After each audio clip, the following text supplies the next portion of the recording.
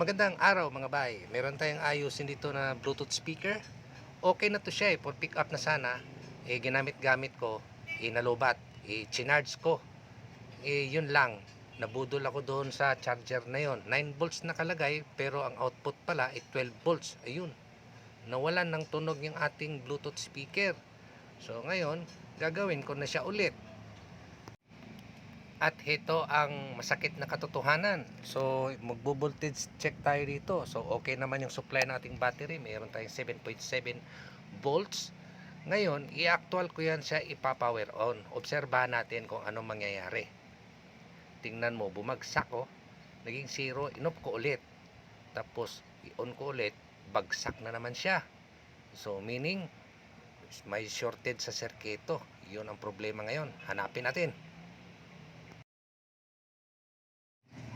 No choice, kailangan natin kalasin si board, tanggal lahat ang mga wirings, bunot lahat ng mga sockets, kasi kailangan natin i-trace kung saan yung shorted na yon. Actually, shortcut ko na lang to dahil voice over lang naman to. May nakita ako dyan na problema. Yung isa sa mga suspecha ko dyan is yung kapasitor, kasi doon ako nag-check, shorted yung kapasitor. Yan, hininang ko siya dyan. Kailangan ko siyang tanggalin para makonfirma kung baka kapasitor na sira.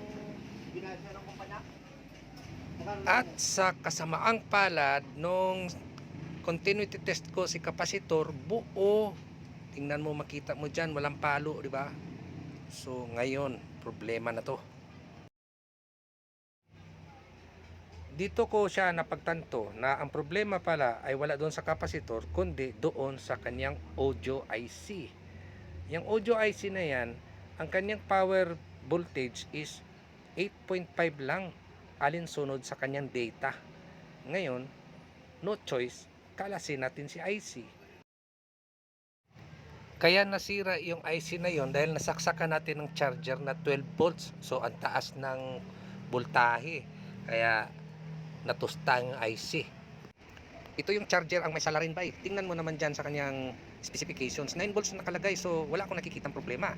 Sinaksak ko, nasira na, nawala ng sounds. Yun pala, in-actual voltage ko yung charger na yun, 12 volts ang output. Hayop na yan. Oh no!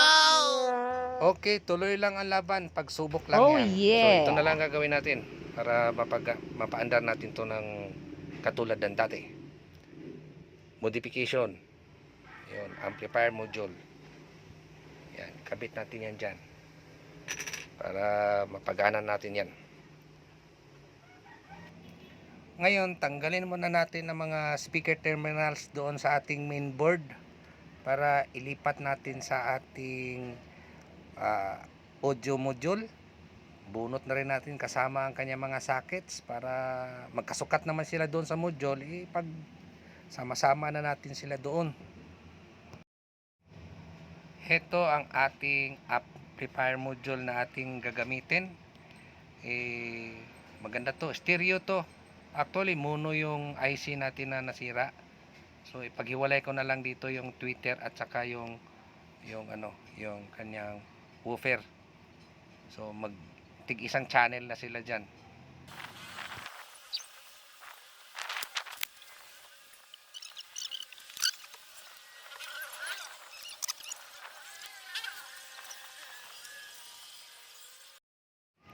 So nakabit na natin ang mga speakers, power supply na lang at saka yung input natin.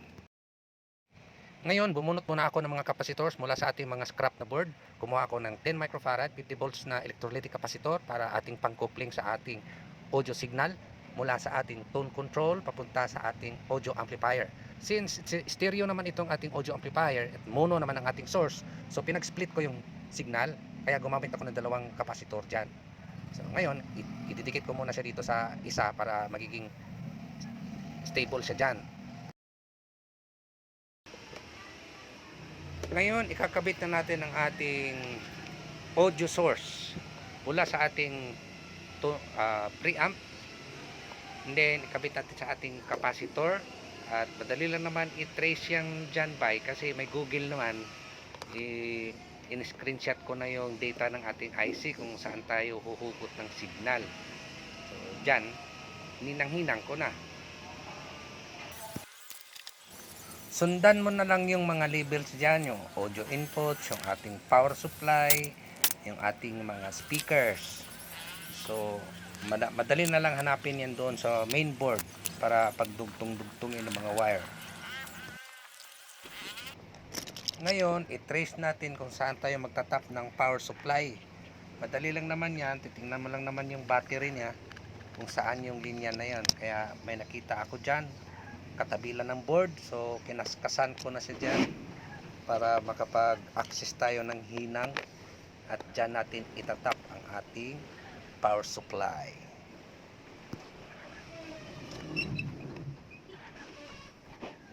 And then ang ating negative terminal ay itatap na lang natin doon sa chassis ground.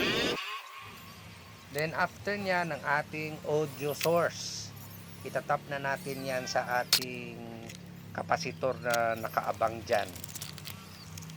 So ready to take off na yan.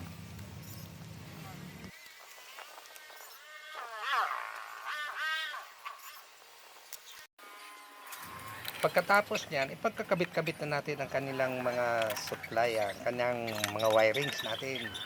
Supply, control speakers, lahat yan. Para patunugin na natin to kung success ba ating pinaggagawa ngayon. Abangan.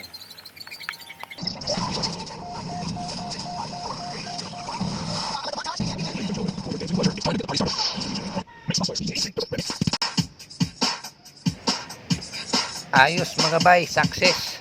Maganda ang tunog, malinis. So ready to party na. Okay, assemble na tayo. Ligpit na natin. Set up na natin ito ng maayos ang ating ampli. Medyo maluwag naman yung ating lugar dito. Kahit saan dyan. Dikit-dikit na lang yan dyan. Okay na yan.